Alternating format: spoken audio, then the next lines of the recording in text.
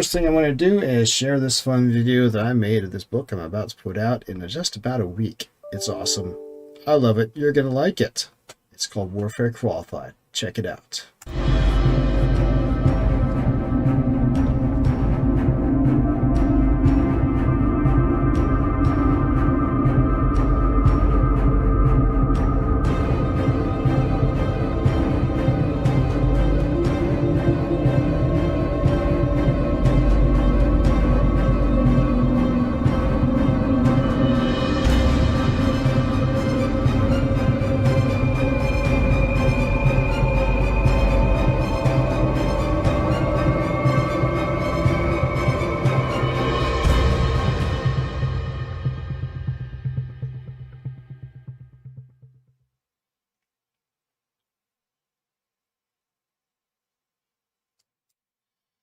Pretty good, huh?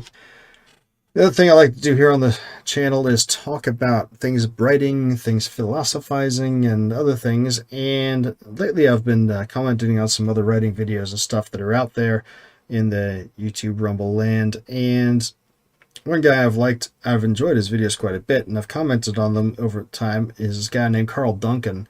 And he does a lot of writing videos. And I figured we'd talk through a couple of things, 2 videos of his that I rather enjoyed and thought that he had some good points, but stuff that I wanted to elucidate upon as well. So let's go over to good old Carl here. You can see he's much better at the YouTube gig than I am. And certainly his decor is nice, although I've got my awesome Warfare Qualified poster there and the even more awesome Star Trek poster there, so I think I've got him when it comes to background decor. But not to cast aspersion, but my man Carl here, he makes some good videos, good commentary about writing stuff, and so let's see what he's got to say. 5 harsh writing truths. Let's go. Image that you are a perfect writer and can create a perfect piece of work that is beyond any sort of criticism. Put away your participation trophies and get ready for some real advice. Today, I'm sharing 5 harsh writing truths that you might not be prepared to hear. Wasn't this whole... Hang on a second there, buddy. My stuff's awesome. Anyway, let's go. like harsh truths video thing a trend in like 2018? I guess I'm only 8 years late to the trend, which is pretty good for me. All right, first up, harsh truth number 1. Writing even an exciting novel is going to be mostly boring tedium. The people who are most successful at writing are the ones who can stand the most boredom. If a project needs to be constantly engaging and exciting, then you're going to be disappointed and you likely won't finish it. Yeah, the fact about this is everybody gets excited. Oh, look, my doggy. Are you done barking? You gonna be quiet for a change? Silly girl. You want to say hi? You're a little too small for it. Just hang out here. Anyway, sorry. The fun thing about writing, or really any project, but writing in particular is falls victim to this, is people will start a project. Oh man, I get this great idea, and you get into it, and they get a couple chapters in, or a couple thousand words in, or whatever, and then like, oh man, that I'm okay. It's gonna take some effort to finish this, and then other ideas come up. And other ideas come up, and people get distracted, and they never finish what they start because they're chasing the immediate excitement thing. Buddy is right. I mean, sometimes it can be a little bit of a slog to finish. I mean, you like what you're doing, but sometimes, especially in the middle, the doldrums in the middle, it can be. For me, when I'm writing, I tend to have an idea what I'm doing, and I start, and then I'm like, okay, fleshing it out, and then I have an idea, and then I realize, okay, I know how this is going to end, but getting there, it's like, son of a gun, I already know how it's going to end, why do I have to do this?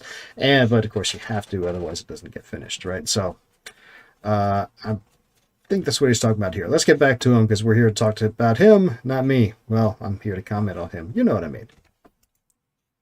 The sort of novel passion that you have for your novel is likely not going to be sustained through the entire project. Sure, Yeah, that's what I just said. on the first draft, you'll love it. The story will seem fresh and engaging. The words will spring forth like an El Nino fueled February ice melt. Wait until the third or fourth revision. Wait until you've gone over chapter 6 12 times. Wait until you need to go through and massage the sentence structure, or alter the word count, or fix a plot hole that your 11th beta reader found, which was somehow missed by the first 10. Writing. This is where he loses me because, dude, your 4th or 5th revision? Your 11th beta reader thing? I'm a believer in the Heinlein's rules thing. Don't revise except the editorial demand. Now, that doesn't mean you never change anything. But if you're going back and rewriting a thing 6 times, you've already killed it. It's one thing to get, editorial advice and, proofreading and things like that, or a couple of rounds of people beta reading or whatever you want to call it. It's another thing to call it. He's talking about and doing it 6 times. No, don't do that. That's painful. That's enough to, that sort of pain that he's talking about, that'll kill anything. Don't do that. Something as big as a novel quickly becomes a slog. It becomes hard. Pushing through that is something very few people can manage, and it's why so many people struggle to finish writing their novel. Yes, you can be passionate about a project, even in love with it. You can have a vision and a goal and a burning desire to get it done.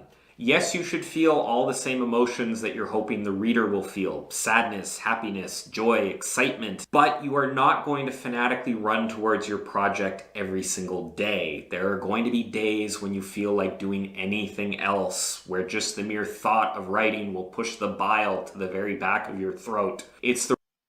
This is where it becomes, are you going to be a professional or not? Right? Because everything sucks when you do it for a living, right? Sometimes. Everybody's job sucks sometimes, but everybody's job they like sometimes too. I was in the Navy 20 years. I enjoyed being in the Navy. I really liked driving submarines and ships and being out to sea and doing stuff. But man, there were things about it that just were the worst things in all of creation. Never asked me about nuclear power in the Navy. Anyway, but the worst thing is all creation. But you still got to do it, right? If you're a writer and you think you're going to be a professional, and be like, oh gosh, I don't feel it. I'm not passionate about the thing. Well, shut up and do it anyway. Who cares about your passion? Are you going to complete the project or not? Are you going to be a professional or not? And you got to do it. And that's what he's talking about here. I'm just being more harsh about it than he is. The writers who can still produce on those days that will see the most improvement and will get the most work done. And that is only a small fraction of people. Next up, harsh truth number 2. I can't say harsh truth very well. Harsh truth number 2. You will likely never reach your full potential as a writer. Have you heard those stories where like a parent will pull a Mack truck off one of their kids in a massive burst of adrenaline? Have you also found it hard to get any work done on a Saturday, even though you've rested with a 12-hour nap and have eaten 3,800 calories of Doritos and pizza? Your body and mind... I'm going to guess my man here has done that a few times. Of course, in reality, I don't know that I've done 3,800 calories of Doritos, but pizza? Oh yeah. Pizza and sketty, those are my weaknesses. I'll just go all day on them. Anyway. To writing. Are wired in so many ways to make you do as little work as possible. Unless you're starving or your life is in danger or you haven't, in a while, then your body and mind are perfectly happy letting you sit around and accomplish nothing. Everyone can probably write significantly more than they do. Everyone can probably work significantly harder than they do. But that doesn't mean you need to, right? The metric isn't how hard you work. The metric isn't always how much you produce. Now, the more you produce, the more likely you are to get readers and have people notice it. But we sometimes get so focused on work that we miss out on other things that are also important. Now, I'm not sure if that's what he's talking about or not, but do what you can in the way that works for you, but don't kick yourself if you're not doing as much as you should be doing, because maybe maybe that's really not possible, or maybe you shouldn't. That said, there's a fine line between that and giving an excuse for being lazy, right? So there's a balance there. If you're making progress and getting production done and getting things finished and meeting your goals, then don't kill yourself too much. Don't kick yourself too much if you happen to stop to watch a movie on a Saturday afternoon or something. That's something I have to remind myself about. Everyone probably has potential that they're not realizing. There is a very, very small minority of people out there working to their actual potential, because doing that is extremely hard to do. It's exhausting. It involves sacrifices. You have to do it like literally every day. There are very few people who actually work that hard. But for the majority of us, including myself, we are not reaching our full potential. We are not doing all that we could be doing. Working smarter and more efficiently can get you part of the way there, but there's little substitute for seat time. You just need to be putting effort in, putting time in. You will be a... And that's true. The Dean Wesley Smith has a, I don't know how famous it is, but he often will, when he's talking about writing, if you don't know who he is, he's a science fiction guy. I've been working in science fiction for decades, with Star Trek and a whole bunch of other movie things, and done thriller novels, and ghostwrit for a bunch of people, and he writes mysteries and fantasy stuff under his own name, and he's just crushing it for decades. A professional poker player, just really cool guy. But he often will castigate people for not producing by just pointing out that if you could do 1,000 words an hour, 15 minutes will do 250 words. And if you could do 15 minutes a day, 250 words a day, you've got a 90,000 word novel in a year. 15 minutes a day will get you a 90,000 word novel in a year. Imagine if you did 2 hours a day, right? You would be like considered like one of the most prolific people in the planet by some people's standards, right? I say that I mention that just because it's his way of pointing out how low the bar is that people set for themselves sometimes, right? I mean, so you don't have to kill yourself with effort to achieve a lot, but people don't do as much as and so people don't think they can do as much as they really can do if they really look at what it takes to do what they think they want to do. Does that make any sense? Right? If you really analyze it, it's not as hard as you think it is, and we make it harder than it has to be, and so we don't do what we think we want to do because we overload ourselves with it, and then we kick ourselves for not doing enough because we haven't really thought it through and don't really realize that the effort that we're putting in maybe not good enough, but the effort we need to put in isn't as tremendous as we think it is. We just overthink it. Does that make sense?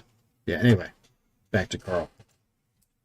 Very old person someday, unless you already are one today, looking back and realizing that you could have written more novels, you could have gotten better at improving your skills, you could have done more. But doing more is hard, and most people won't do it. Harsh truth number 3, some of your favorite ideas likely won't work. There's a phrase passed around in writing circles that goes something like "kill your darlings," or there's some other variations of that phrase. Different people interpret this phrase in different ways, but one of the interpretations has to do with scenes or plots or characters or even entire novels that you, the writer, really like, but end up not working. Sometimes they don't fit with the overall tone of the story. Sometimes they break something in the setting. Sometimes they make a character act in a way that's a violation of their characterization. Sometimes it's just blatant coolness that the writer really wants to cram in, but it just doesn't really fit for. Yeah, that is a true thing. Yeah, Kill Your Darlings. I think that's mostly talked about in an editorial context, right? Sometimes when you're trimming, you don't want to get rid of something, but it doesn't really serve the story much, and you really should. So don't be afraid to kill your darlings. Kill a thing you really like to make your story better, right? What he's talking about is also a thing, right? Sometimes you really want to do something, and it's just, is it really helpful or not? And that falls on the same thing. I did a thing like that in my story here, this one, the Pericles Conspiracy. Great story, alien first contact, but not really. You don't really see much of the aliens until towards the end, but it's really about the political ramifications of the first contact. And in here, which, if you haven't read it, you really should. It's a great book. But in here, one of the things, I had this really great idea for this scene, right? Seduction that turns into murder, and it's great. And I wrote it. It's a great scene. I loved it. And it's actually in the book, but now, a few years later, looking back on it, it's like, probably doesn't need to be in there. Right? In fact, it's before the scene with the seduction that leads to murder, the person who gets murdered meets the person who who does the seduction that leads to murder. And then the next scene is the news story about the person being murdered. So, did you really need to have that in there? Probably not. Could have been trimmed out a bit and made it everything's more streamlined. And yeah, at this point, 10 years after writing it, am I going to go back and take it out? No. But would it have been, might it have been nice to take it out to begin with? I don't know. It's a great scene. It's fun. But yeah, it's one of those things that, I don't know. When you read the book, you can tell me if you think it's worth being in there or not. But anyway, but that sort of thing happens all the time, right? People get attached to the things they're doing, and sometimes it doesn't really serve the story or not. That's the question. Various reasons. Or maybe it's something that you really, really like, but your beta readers or critique partners hate or don't get. Who cares what critique partners say? No, seriously, critique partners are writers that are just as amateur as you are, sitting around talking about the stories if you've written in your little critique group of amateur writers who are, passing stories around each week and then taking each other's feedback and endlessly rewriting the same stories over and over because you're all amateurs and don't know what you're talking about anyway, and never getting better because you're taking advice from amateurs. And then you've always got the one person who does the crab in the bucket routine to, try to make themselves feel better by dragging everybody else down. So now, critique groups, nah, heck with that. Or they suggest you do something completely different. Sometimes you'll be able to fix it and make it work, but sometimes the only thing to do is to let it go, to kill your darling. For the good of your novel, a scene you are absolutely in love with, a scene that you spent perhaps weeks imagining and hours writing, will likely end up on the scrap heap. It will hurt. Dude, how long does he think it takes to write a scene? Weeks imagining? Okay. Anyway. Hurt, but your project will be better for it. Harsh truth number 4. Your ideas, as great as they are, don't really matter all that much. Yeah, ideas are a dime a dozen. Amateur writers and beginning people will be like, oh my gosh, I can't talk about my idea because somebody might steal it, and then you might steal my idea and write a book, and they'll steal my book because they stole my idea, and then they'll cash in on my idea, and no, that's never going to happen. Because everybody has... There's no new ideas, right? What makes for a new and original book is how you put your twist on the idea that's not new.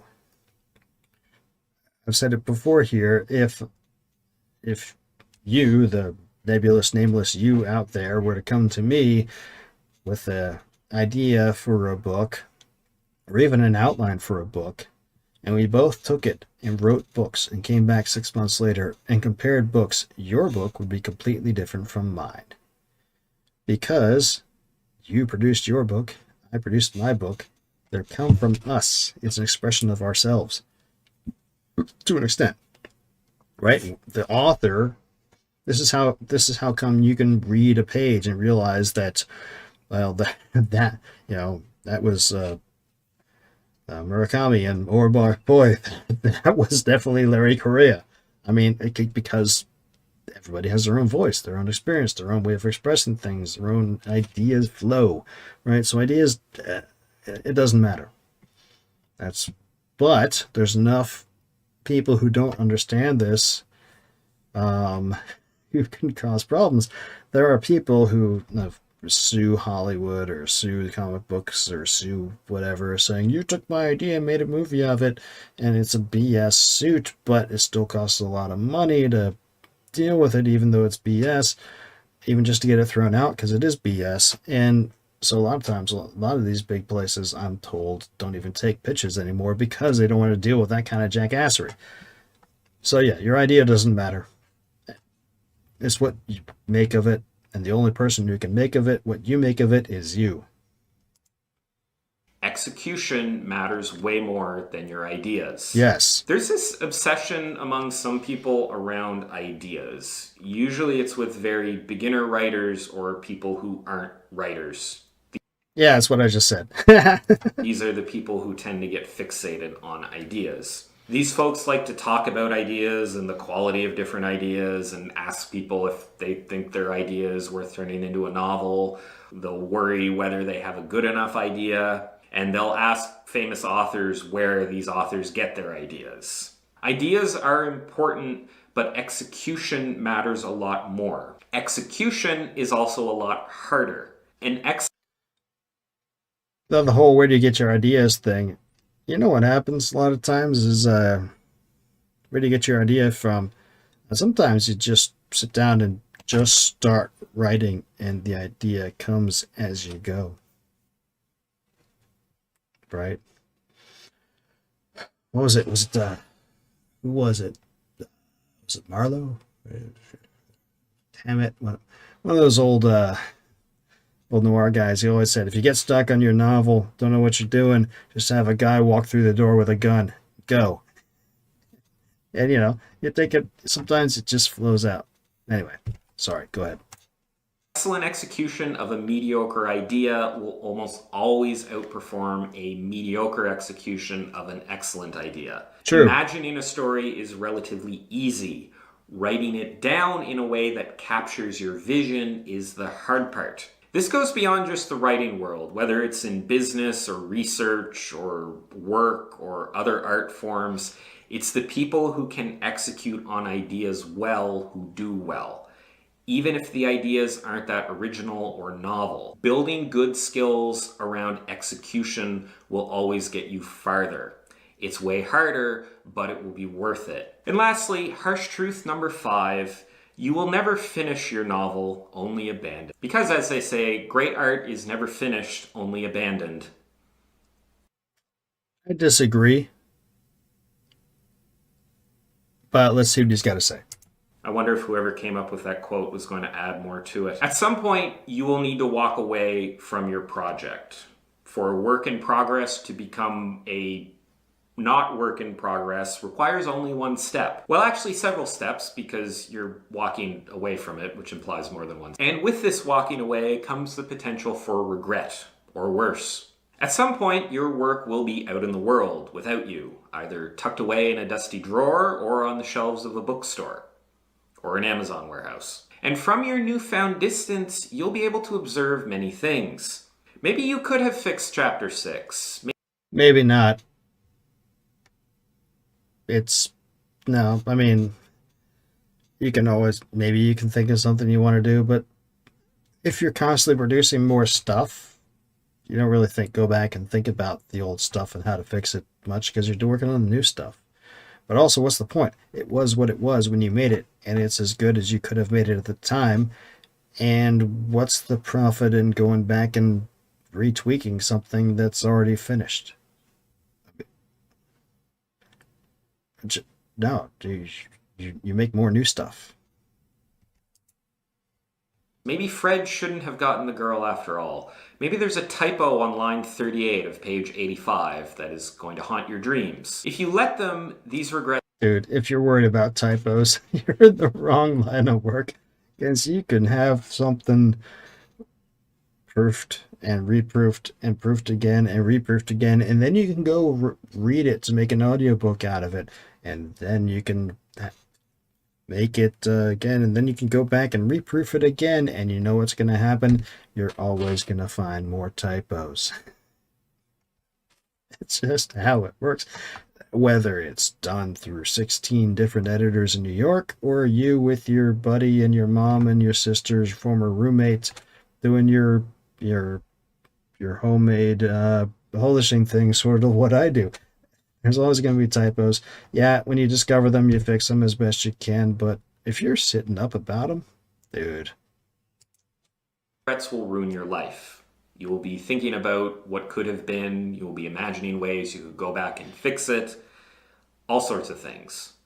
Of course, there's a solution. Never finish. Of course, never finishing means never sharing, never publishing if that's your goal. This is a horrible idea. Unless you want to never make any money from your writing. Island's rules. Rule number 1, you must write. Rule number 2, you must finish what you write. And then 3, you must never rewrite except at editorial demand. You must put it on the market, and you must keep it on the market. Those were his business rules, how he made money from writing. And if you don't care about having anybody read your stuff, fine, never finish. Don't care about making any money from stuff, fine, never finish. But that's not how it works in the real practical world. And Carl's being facetious here, but anyway. Never letting your story do the thing it and all other stories are meant to do. Your story will never make a difference in the world. No one will ever...